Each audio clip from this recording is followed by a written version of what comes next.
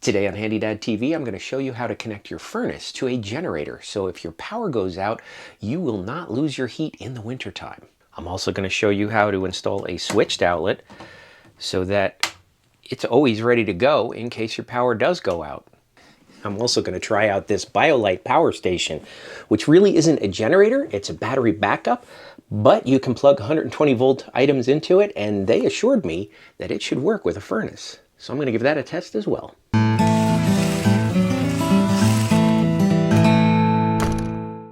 The method I'm about to show you, although safe, is for emergency purposes only. It will not pass an inspection and may need to be reversed when you sell your house.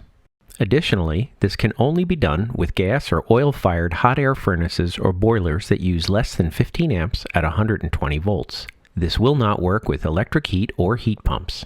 Before I begin, let me show you the supplies I'll be using in this video. The power cord is generic, bought on Amazon for under $10. You don't need to buy this exact one, just make sure the one you use has 14 gauge wire rated for 15 amps. The lighted switch and outlet combo can also be purchased on Amazon for around $14. The handy box, cover plate, and connectors are all available from any local hardware store or home center. Alright, you're always going to have a shut off somewhere around your furnace. I'm going to shut that off so I don't have to worry about turning off a breaker. I know that the power is off to the furnace, so now I can do the next step. Now this silver cable here is the power that comes from the shut-off switch, and so that comes in the side here. I have to open this up and so I can get to it. Now obviously every furnace may be a little bit different, but in most cases the power does come in here and it connects into a little junction box. And ultimately what we have, very simply, is black, white, and green for ground. So here you can see on the power cord, we've got white, black, and green, just like over here. So what we're going to do is connect the furnace to this power cord so that this plug will power the furnace. And you can plug this into anything that has an outlet. Now I have my non-contact voltage tester here. Even though I know I've turned off the switch, I'm just going to make sure that these wires are dead before I take off the wire nuts. So I'm just going to disconnect this cable. There's a nut on the inside. And you can see this hole down here is where that wire came through originally. Now it's important to use something to protect the cord. You could use a metal Romex connector or you could use a plastic grommet. Whatever you feel is easier. Alright, I tried to use this and it's just too thick. The cord makes this too fat and it doesn't fit very well. So I'm going to switch gears and I'm going to use the Romex connector. And this is good because I could put this on first and then I could feed the cord through it and then tighten it down when I'm done. Okay, same wire nuts that were there and everything is connected. I am just going to put this back in and then tighten down these screws here. All right, now that cord is tight and everything is good here, I'm just going to push these wires in. Okay, now at this point, the furnace is connected to this cord. So I can plug this into a generator at this point and you could have emergency heat. So that's the most important part. Now the second part I'm going to show you is I'm going to take that old cord that came from the breaker and I'm going to connect it to this, which is an outlet with a switch. And that way this will be a quick shut off and I'll plug the furnace in here. Under normal circumstances, the furnace will just remain plugged in here and you can unplug it to plug it into a generator if necessary. So this device has a switch and an outlet. And typically they can work independently, so this outlet could be on all the time. But I'm going to wire it so this switch turns on that outlet. And there's also a little red light here that shows you when it does have power, so that's going to be helpful. So I like this device. Now it's got two black screws on the one side and a brass screw, and that brass screw is controlled by this switch. So you put the hot here, and this is the switched lead. So that one's hot all the time. This is the switched lead. And then for the receptacle, you've got a black here, which is for the hot side. And then you've also got the green for ground, and the silver screw is for the neutral. Okay, so these two screws are for power to the receptacle. So what I'm going to do is I'm going to jumper from here to there. And I'm also going to take out this little connecting tab. This little connecting tab connects both of these black wires together, these black screws.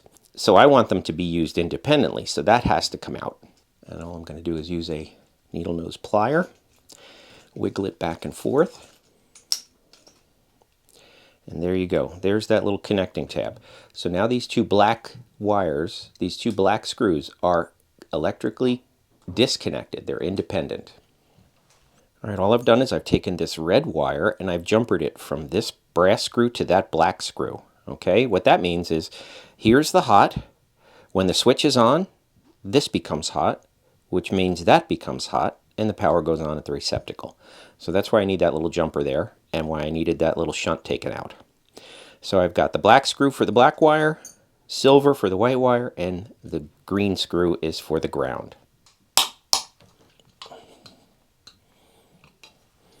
When using a metal box, you always have to ground it, so there's a ground screw in there that I'm going to wrap the ground wire around before I connect it to the outlet.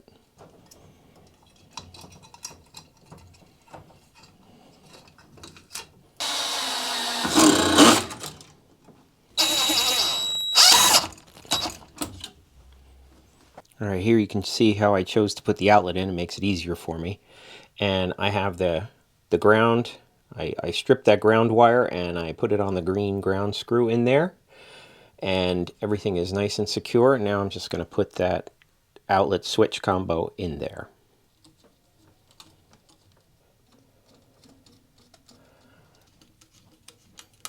All right, this outlet is what we call back-wired, which means the wires can go straight in without having to loop it around the screw. The only one I had to loop was the ground screw, and I always loop it to the right, which is the direction that I tighten the screw. So the white one is on the chrome screw, and on the other side, I put the black one on that black screw. So remember, this one goes to the switch. When the switch is on, power goes from here to the outlet. And that's how it should work. So now I'm going to close it up and give it a test. All right, let's throw this power back on. All right, I put my little outlet tester in here, and if this is wired correctly, I should get 2 greens, meaning it has a good neutral and a good ground. And I do. And that's good. In addition, you can see the little red light on here indicates that the power is on. All right, now I can take the cord and plug it in here and turn it on, and the furnace has power. And then I'll take this and just put a zip tie or something around it up here to keep it up out of the way.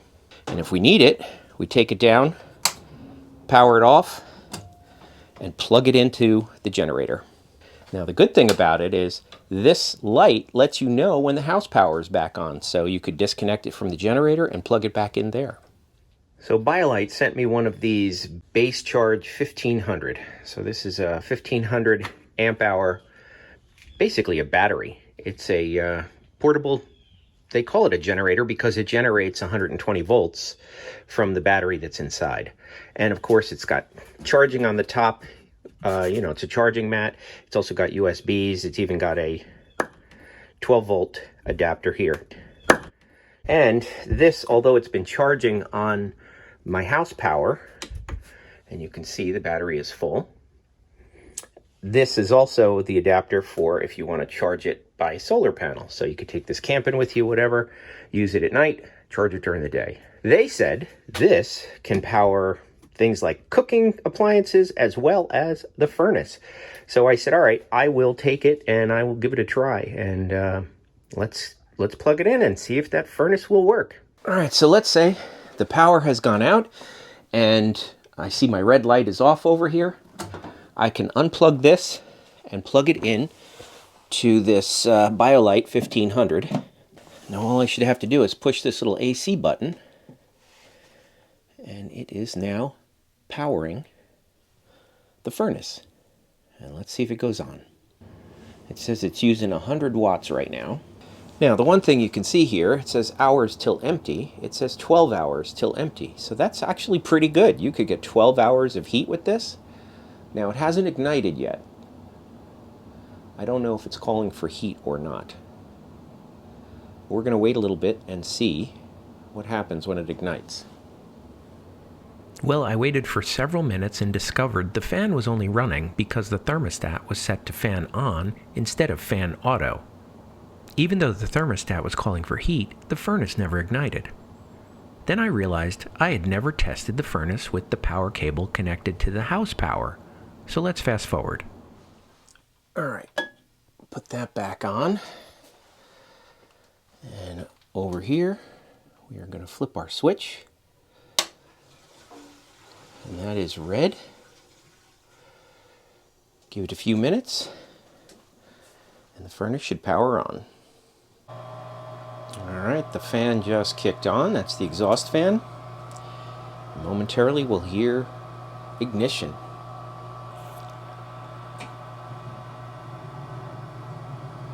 And that's ignition. And in a moment, the fan will kick on the blower. Now the blower is on, and we have heat. Incidentally, I couldn't get this device to work. Technically, it powered the blower, but it would not turn on the furnace. And the reason is because this is an open ground. So that's really not a ground. It's just providing the hot and the neutral. It's not providing a ground. That's actually an open slot in there. So this furnace, and your furnace too, may be sensitive to having a good ground. Now, in the event the power goes out, that red light would be out. All you'll have to do is unplug this, put it to an extension cord outside to the generator, and the generator should have a good ground. So that will make this furnace powered by the generator. And then when the house power comes back on, the red light will come back on. And all you have to do is unplug it from the generator and plug it back in here. If you need shade on your deck or patio this summer, check out Toya Grid Pergola Kits. You source the lumber locally and can assemble this modular system in as little as 30 minutes. Check the video description for links to videos and more information about Toya Grid.